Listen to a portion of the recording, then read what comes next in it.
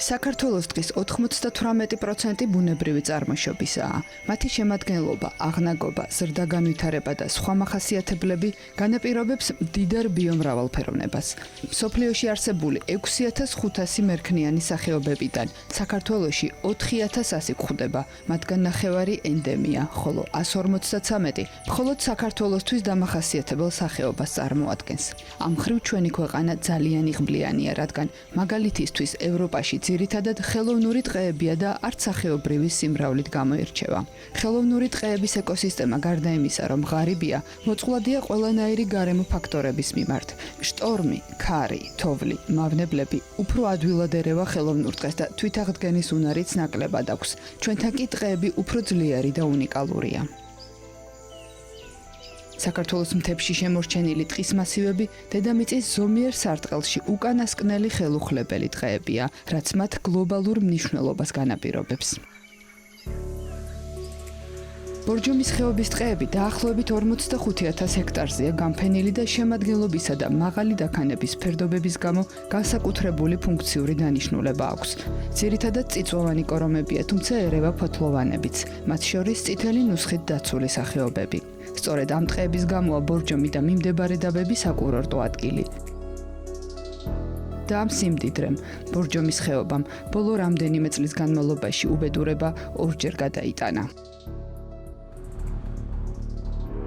ხეობამ ყველაზე მძიმე დარტყმა და დანაკარგი 2008 წელს განიცადა, როდესაც რუსეთ-საქართველოს ომის დროს რუსმა სამხედროებმა ბორჯომის ხეობაში ჭურვები ჩამოყარეს და ტყე გადაწვეს. 2008 წლის ხანძარი 26 დღეს გაგრძელდა. მისი პერიმეტრი 950,9 ჰექტარი იყო.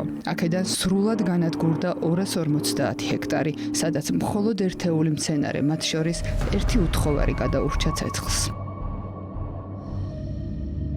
როგორც მეტყევეები ამბობენ, თუ ტყეს აქვს თვითაღდგენის უნარი, მას ხელი უნდა შევუწყოთ და ხელოვნურად არ უნდა შევიტანოთ თესლი და ნერგი, მაგრამ ამ ტერიტორიებს ჩაურევლობის გარეშე ძალიან დიდი ხანი დასჭირდებოდა ბუნებრივი აღდგენისთვის. მით უმეტეს ეს ადგილები მაღალი დაქანების ფერდობებია. დიდ ხანს მათი მოშიშვლებლად ყოფნა ეროზიულ პროცესებს გააქტიურებდა, ამიტომ გადაწყდა, რომ ხელოვნურად გაშენებულიყო. პროცესი დაიწყეს კიდეც და 2017 წლის აგვისტოში ბორჯომის ხეობაში მიღწეული ყველა შედეგი, რომელიც ომის დროს ნახანძრალი ტყის აღდგენის სამუშაოებს მოყვა, კიდევ ერთმა ხანძარმა გაანადგურა.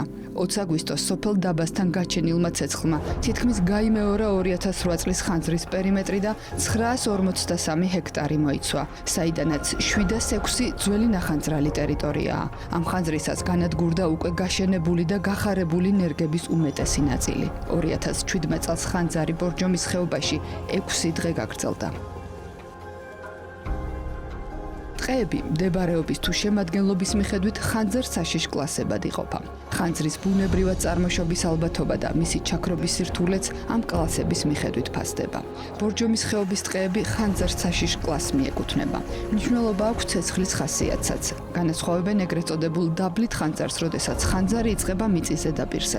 როგორც წესი, ასეთი ხანძრები უფრო სწრაფად ვრცელდება და ძნელია მისი დამორჩილება, თუმცა დამორჩილების შემთხვევაში ხემცენარეები ვერ ზიანდება. შეიძლება ვარჯი შეიტრუსოს, მაგრამ მცენარე გადარჩეს. წიწვოვანში ვარჯის ხანძარი ყველაზე საშიშია, როგორც მასთან ბრძოლის, ასევე ზიანის მოტანის თვალსაზრისითაც. ესაა ფისი, რომელზეც ადვილად ვრცელდება ცეცხლი და გირჩები, რომელიც სკდება და ყუმბარებივით საკმაოდ დიდ მანძილზე იტყორცნება. ასეთი ხანძრის ლიკვიდაცია რთულია და სწრაფად ვრცელდება. ასე მოხდა 2008 წელს. მაშინ ხეები მთლიანად იწვოდა. შესაბამისად, ძნელი იყო მისი ლიკვიდაცია.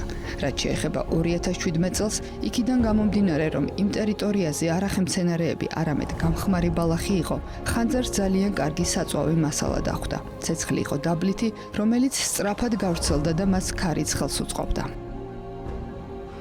სრულად განადგურდა. რასაც ქვია, აი ეს ტერიტორია მთლიანად. ეტყობა კიდევაც როგორ არის, მაგრამ ძველი 2008 წლის დარჩენილი ნახანძრალი ხეები სულ ქვემოთ ჩამოიტანა ამ ხანძარმა ამ შემთხვევაში.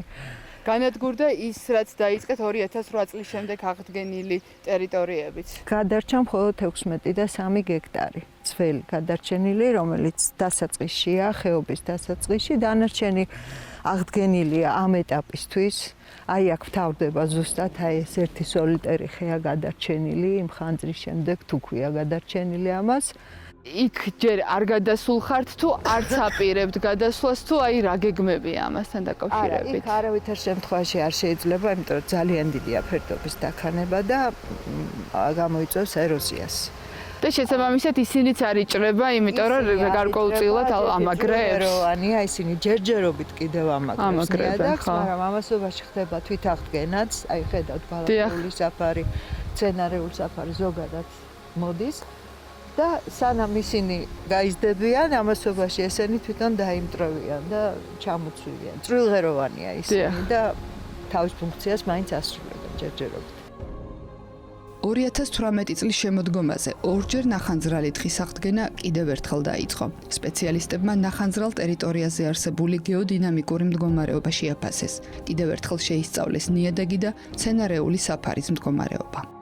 ეს ტერიტორია არის უკვე აღდგენილი ფართობი. აი ჩანს კიდევაც რა შესანიშნავი შედეგი გვაქვს. აქ მნიშვნელოვანი იყო რომ ჩვენ სწორად შეგვირჩია თავისი მდებარეობის მიხედვით და არსებული მდგომარეობის შესაბამისად, რა თქმა უნდა, შესაბამისი სახეობები.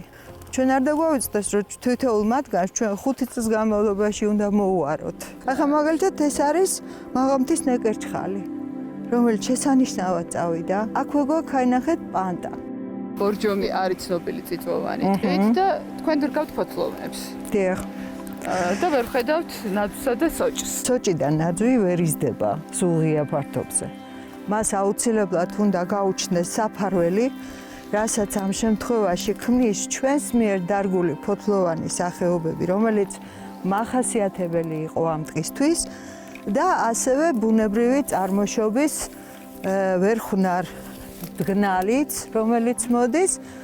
რაც შეეხება წიწვიანებს, აბატონო, ფიჭვები გვაქვს დარგული, რომელიც შესანიშნავი არის და მათ ეწოდებათ პიონერი ჯიშები ხანძრის შემდეგ. წინა პირობას უქმნიან აი ეს ჩვენს მიერ დარგული სახეობები და ბუნებრივი წარმოშობის მცენარეები, რომ შემდგომში ან ბუნებრივად მოითესოს სოჭნარ-ნაძვნარი, ან შეიძლება რომ რაღაცა გარკვეულ მონაკვეთში ჩვენი დახმარებითაც. ყოველთვის პროექტის ბოლო დანიშნულება მიზანი არის ის, რომ ჩვენ აქ აღვადგინოთ წარსულში არსებული ტყე.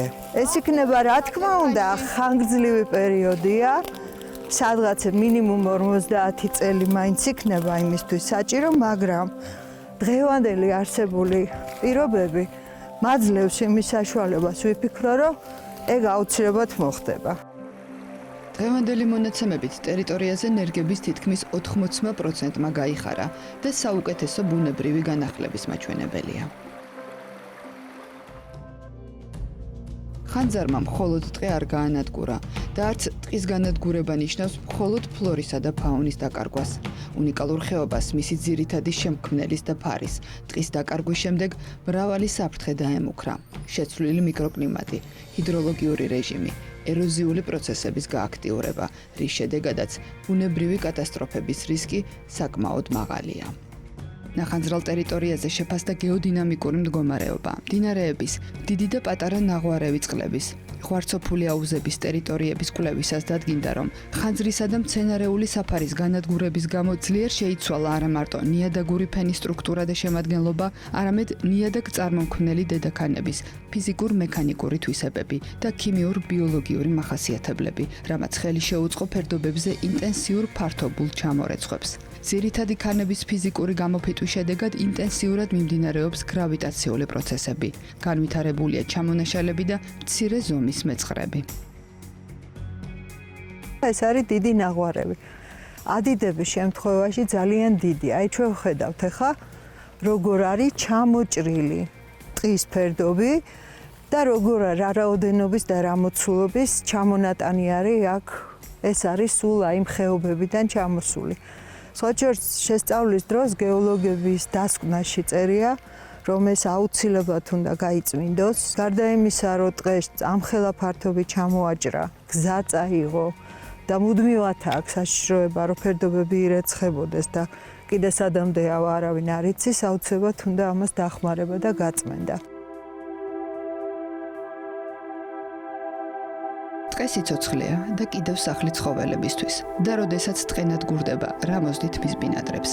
ნახანძრალ ტერიტორიებსა და მიმდებარეობნებზე 2008 წლის სექტემბერში ჩატარებული გამოკვლევების საფუძველზე მიღებულმა წინასწარმომონაცემებმა საშუალება მისცა მკვლევარებს დაეფიქსირებინათ ცხოველთა პოპულაციის საწყისი მდგომარეობა ნახანძრალ ტყეებში.